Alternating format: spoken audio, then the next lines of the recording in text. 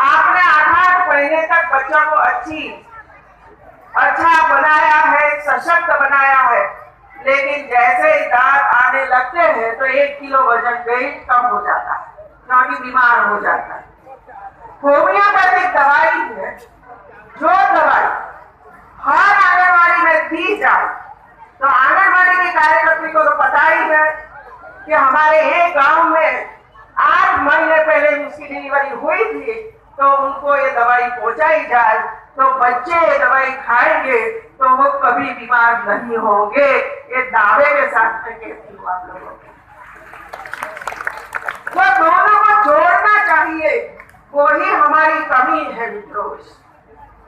दवाई है, लेकिन 8 महीने के बच्चों को पहुंचानी चाहिए, वही नहीं पहुंचती है, और इसी वजह से बच्चे बीमार ही रहते हैं, और बाद में ये बच्चे बीमार हुए, हॉस्पिटल में एडमिट करो, दवाई दो, माँ भी वहां है, ये काम कर शुरू हो जाता है।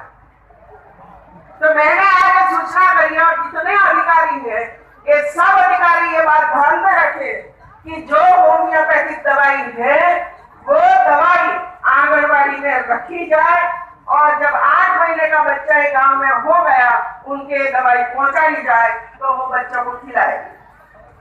एक टिकड़ी आती है मित्रों, और बच्चे बहुत आराम से खा लेते हैं। दूसरी दवाई में बताऊं आपको, ये मेरे सामने महिलाएं बैठी है। जब महिला 40 साल 35 साल की होती है, आज 35 साल की महिलाएं होती है, तो उसका जो मेंस्ट्रुएशन पीरियड है वो खत्म होते जा रहा। समझ सकते हो मैं बोलती हूँ, वो खत्म होता है, और उसी वक्त 1 साल 2 साल तक महिलाओं को इतनी परेशानी होती है, न घर का काम कर सकती है, न बाहर का काम कर सकती है, लेकिन करना ही पड़ता है, खेती का काम हो तो जाएगा ही। और यदि कोई महिला कहेगी कि मेरी तबीयत ठीक नहीं है, तो पुरुष को समझने के लिए तैयार ही नहीं है, क्योंकि उनको मेंस्ट्रुएशन पीरियड नहीं है। इसी वजह कैसे समझेंगे लोगों को, कि मैं समझाने के लिए आपको यहाँ आई। ध्यान रखिए मित्रों, आपकी पत्नी का जब 35 साल से ऊपर की महिला होती है, तब उनको भी होम्योपैथिक दवाई उनको दे देनी चाहिए। और मैं धैर्य के साथ कहती हूँ कि 2 महीने में आपका पीरियड खत्म हो जाएगा, कोई अन्य दवा देने की जरूरत ही नहीं है, एक दवाई है। और होम्योपैथिक दवाई सिर्फ 2 टिकड़ी लेनी है, और 15-20 दिन में आपकी जो समस्या है वो समस्या खत्म हो जाएगी।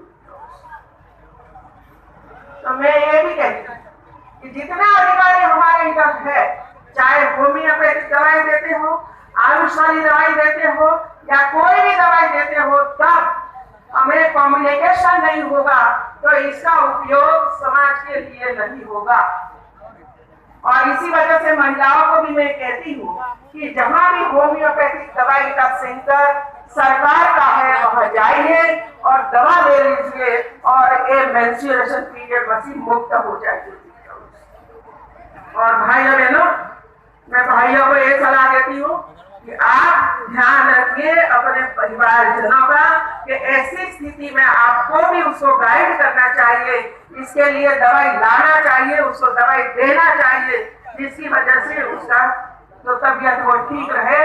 नहीं तो ज्यादा चलेगा तो इसमें से कैंसर हो जाएगा, और कैंसर के बाद आप कुछ नहीं कर सकते हो। आखिर में पत्नी आप घुमाओगे, माँ मर जाएगी, और पूरा परिवार अनाथ हो जाएगा।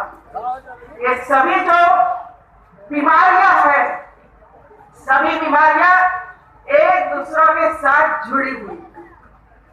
आज मैं बस्ती में आई हूं, हमारे अहमदाबाद के दिलीप चौधरी जो बड़ा काम गुजरात में कर रहे हैं, कई हॉस्पिटल चलाते हैं, कई नए सेंटर चलाते हैं। इसका एक सेंटर बस्ती के लिए आज इसका उद्घाटन है, और कैंसर हॉस्पिटल बनाई है। Cancer hospital. वहां जाकर मैं बताऊंगी कि इसका उपयोग बस्ती के लिए किस तरह हो सकता है। लेकिन भारत सरकार और केंद्र सरकार, राज्य सरकार की कैंसर के लिए जांच हेल्थ कैंप लगाती, हेल्थ कैंप लगाती। हमारी नर्सिस 30-35 साल की उम्र के बाद महिलाओं की जांच करती। शुरुआत का स्टेज होता है और पता चल जाता है, दवा मिल जाती है तो वो कैंसर में से मुक्त हो जाती है। लेकिन थर्ड स्टेज पर या फोर्थ स्टेज पर पहुंच जाता है, फिर बचाना कठिन हो जाता है, करोड़ों रुपया का खर्च होता है, फिर भी हमें माता पिता भाई बहन को बचा नहीं सकते हैं।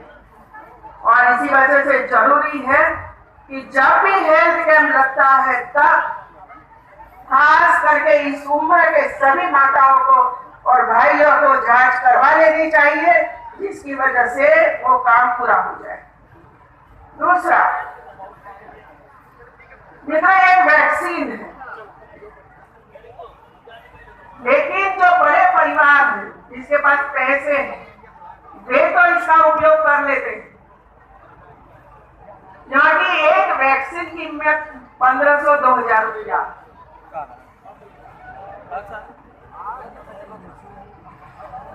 9 साल से 14 साल की उम्र वाली बेटियों को, 9 से 14 साल की उम्र वाली बेटियों को यदि वो वैक्सीन दी जाए तो कभी उसको कैंसर नहीं होगा,